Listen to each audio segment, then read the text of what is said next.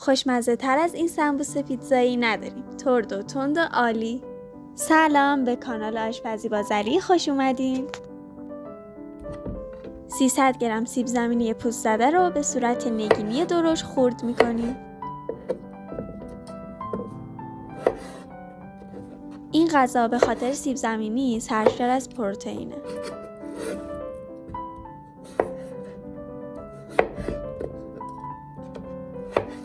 دوستان از کدوم شهر کشور ما رو دنبال میکنه؟ خوشحال میشیم در کامنت ها برامون بنویسید.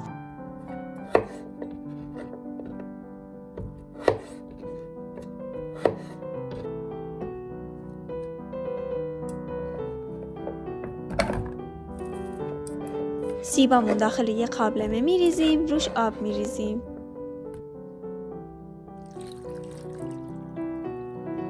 بذاریم به مدت 15 تا 20 دقیقه روی حرارت متوسط بپزه.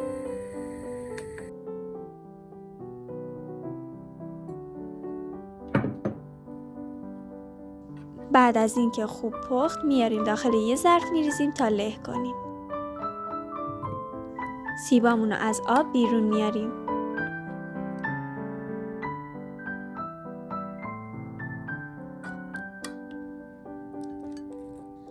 با گوشتکوب له میکنیم که خوب نرم بشه و یه پوره سیب زمینی کاملا نرم داشته باشیم.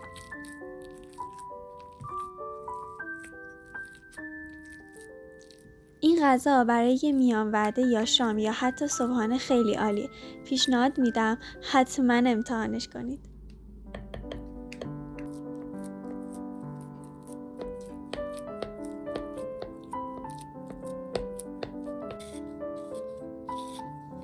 بهش نمک میزنیم و فلفل سیاه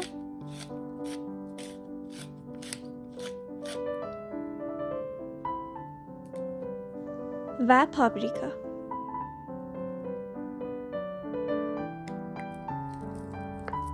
یکم مخلوط میکنیم.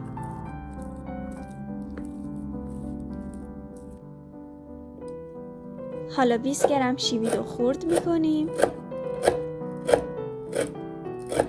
لطفاً کانال ما رو سابسکرایب کنید و زنگ اعلان ها رو فعال کنید. خوشحال میشیم با لایکاتون کمک کنید بیشتر دیده بشیم.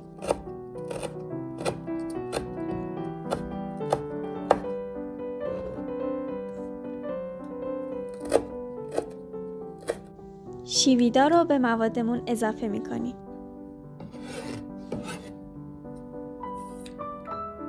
سی میلی لیتر روغن زیتون رو اضافه میکنیم. خوب مخلوطش میکنیم. من این سمبوسه پیتزایی رو خیلی دوست دارم و جز برنامه‌های غذایی هفتگیمه.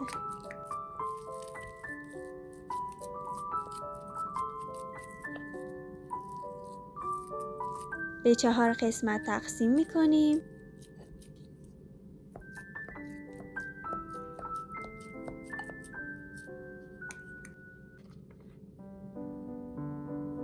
یه عدد نون تافتون 15 سانتی روش سس تند میزنیم.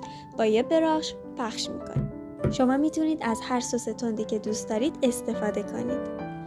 راستی شما میتونید از نون لواش هم استفاده کنید. فقط نونتون به قطر 15 سانت برش بزنید. مقداری پنیر پیتزا یه گوشه نونمون میریزیم.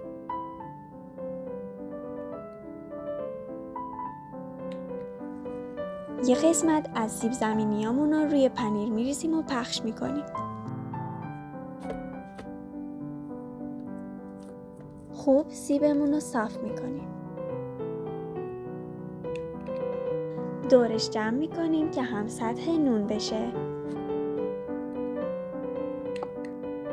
مقداری پنیر روی سیبامون میریزیم و خوب پخش میکنیم. حالا نونمون رو تا میزنیم و با فشار دست میچسبونیم به مواد.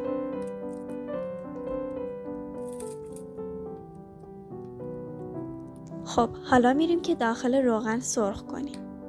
نکته این غذا اینه که حرارتمون باید ملایم و متوسط باشه. تقریبا یه قاشق غذاخوری کره داخل تابمون میندازیم و میذاریم آب بشه.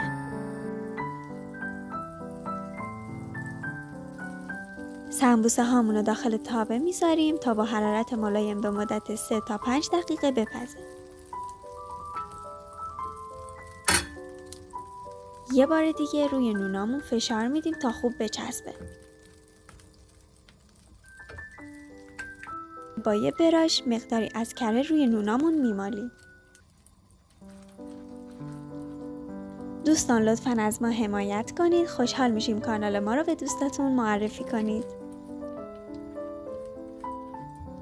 حالا برمیگردونیم تا طرف دیگرش 3 دقیقه بپزه. عجب عالی شده.